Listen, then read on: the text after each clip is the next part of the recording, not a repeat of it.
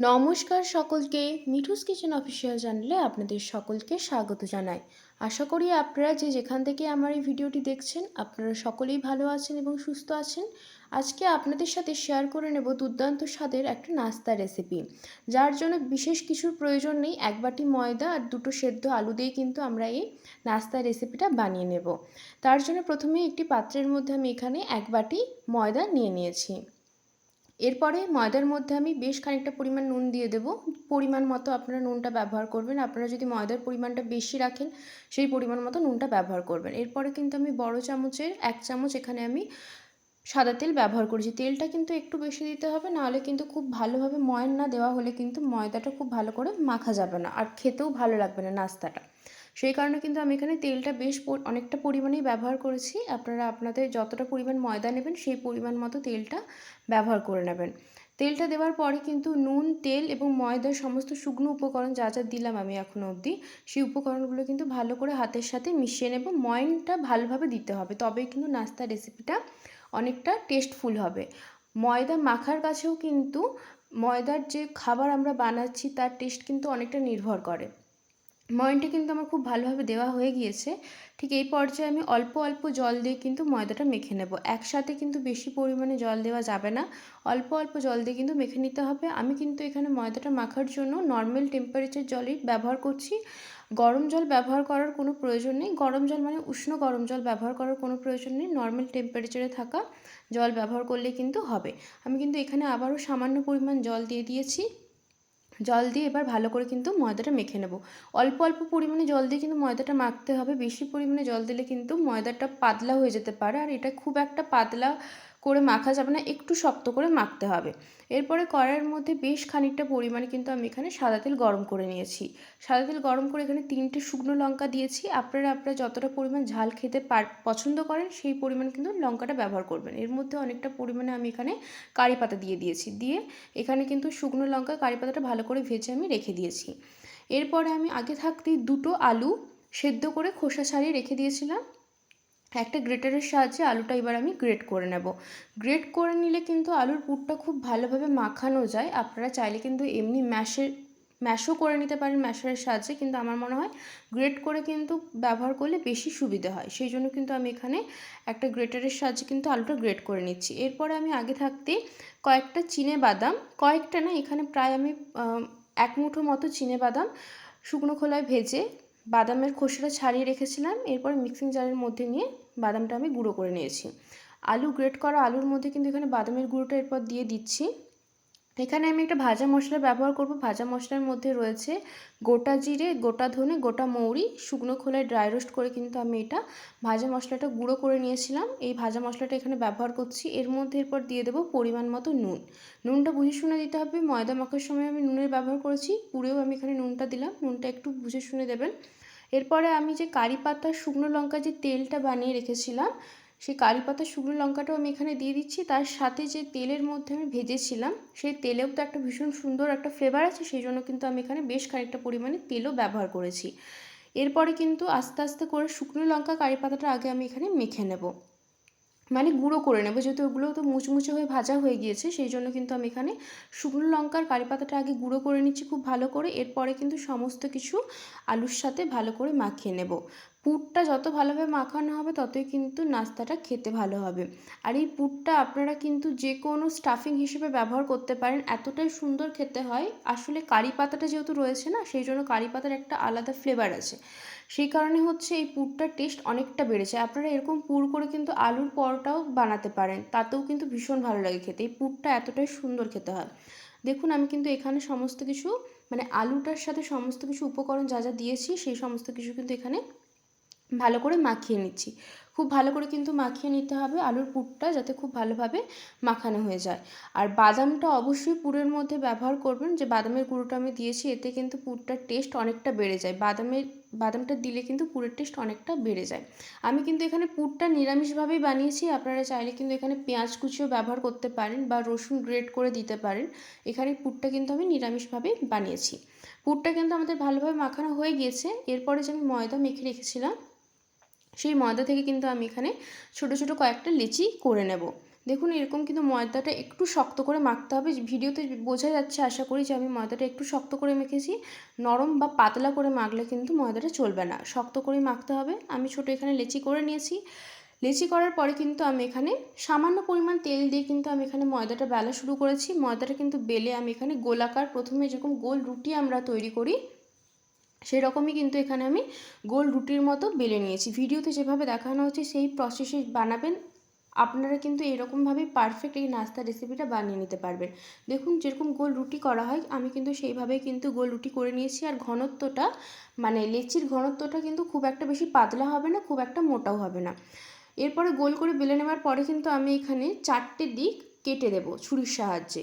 কেটে দেব মানে আমি এটা একটা চৌকো শেপ দেব।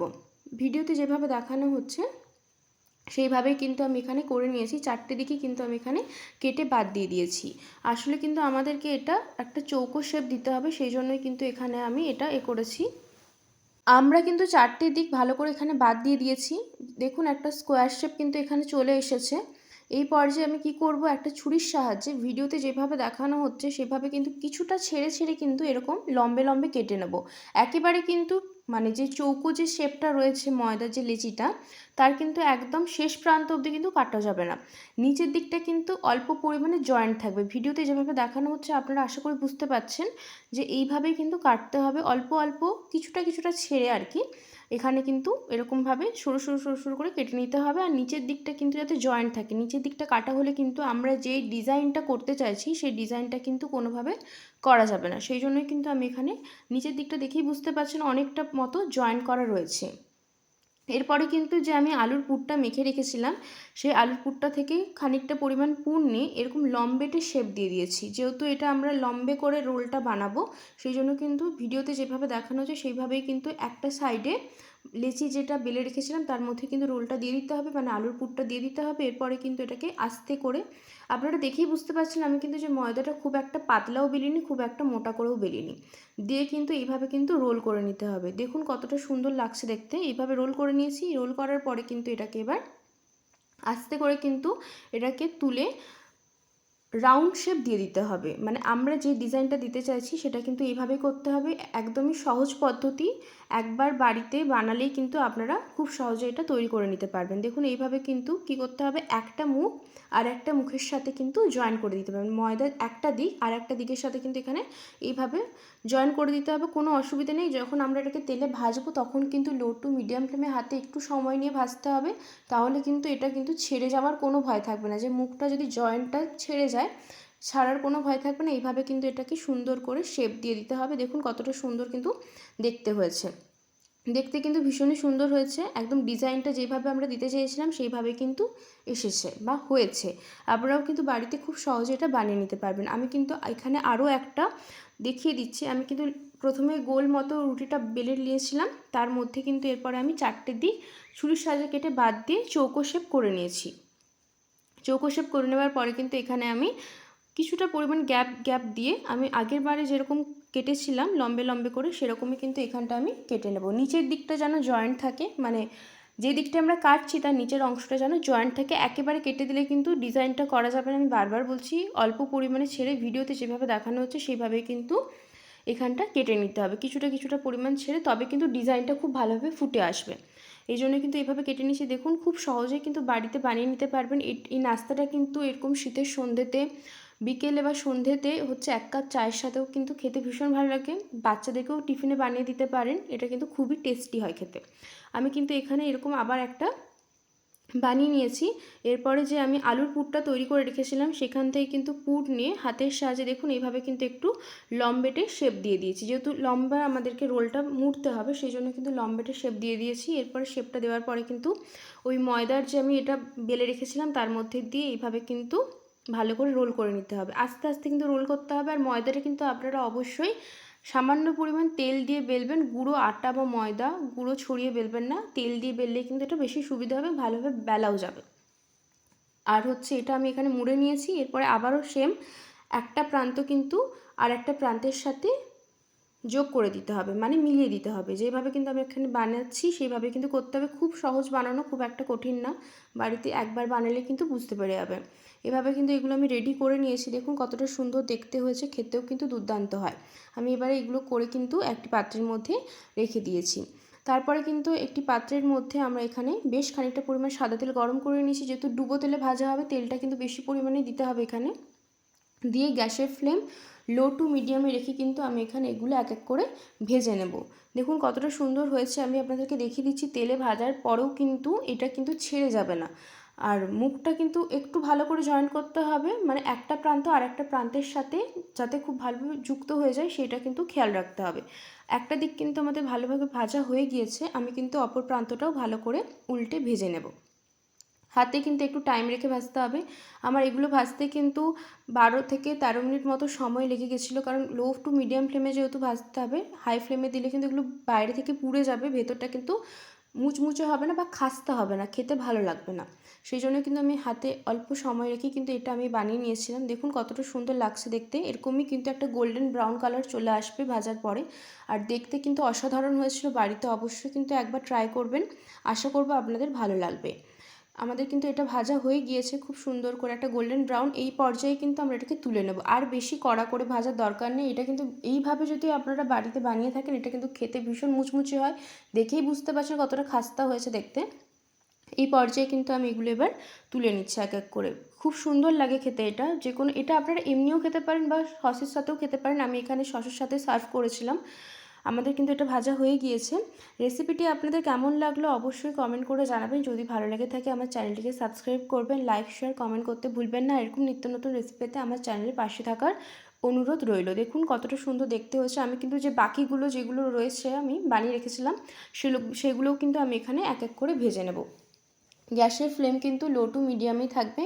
10 থেকে 12 মিনিট, হার্ডলি হয়তো 15 মিনিট মতো সময় লাগতে পারে এগুলো ভাজতে। খুব একটা বেশি সময় লাগবে না, কিন্তু তবে গ্যাসের ফ্লেম কিন্তু লো টু মিডিয়ামে রেখেই ভাজতে হবে। কারণ হাই ফ্লেমে দিলে কিন্তু বাইরেটা হয়তো কালার চলে আসবে, কিন্তু ভেতর থেকে যে মুচমুচে ব্যাপারটা সেটা কিন্তু হবে না, মানে খেতে মুচমুচে লাগবে না। সেই জন্য কিন্তু গ্যাসের ফ্লেমটা লো টু মিডিয়ামে রেখেই কিন্তু এখানে আমি ভেজে নিয়েছি। দেখুন এটাও কিন্তু খুব সুন্দর করে কিন্তু একটা দিক গোল্ডেন ব্রাউন কালার হয়ে গিয়েছে, তখনই কিন্তু আমি অপর দিকটা উল্টে দিচ্ছি। এগুলো দেখতে যতটা না মজাদার, খেতে কিন্তু আরও বেশি মজাদার। বানানোটা খুব একটা কঠিন না। বাড়িতে যদি আপনারা একবার ট্রাই করেন তাহলে কিন্তু অনায়াসে বানিয়ে নিতে পারবেন। দেখুন এটাও কিন্তু আমার ভাজা হয়ে গিয়েছে। এরপরে আমি এখানে তুলে নিচ্ছি। কতটা সুন্দর দেখতে হয়েছে দেখে আশা করি আপনারা বুঝতেই পারছেন কতটা খাস্তে এবং মুচমুচে হয়েছে দেখতে। এটা কিন্তু আমি সার্ভ করেছি টমেটো সসের সাথে। এটা আপনারা যে কোনো সসের সাথে সার্ভ করতে পারেন বা এমনিও খেতে পারেন, চায়ের সাথে কফির সাথে খেতে পারেন নাস্তা হিসেবে। আপনাদের যদি রেসিপিটি ভালো লেগে থাকে অবশ্যই চ্যানেলটিকে সাবস্ক্রাইব করবেন, লাইক শেয়ার কমেন্ট করতে ভুলবেন না। এরকম নিত্য নতুন রেসিপিতে আমার চ্যানেলের পাশে থাকার অনুরোধ রইল। আর বাড়িতে একবার হলেও এই নাস্তা রেসিপিটি ট্রাই করার অনুরোধ রইল।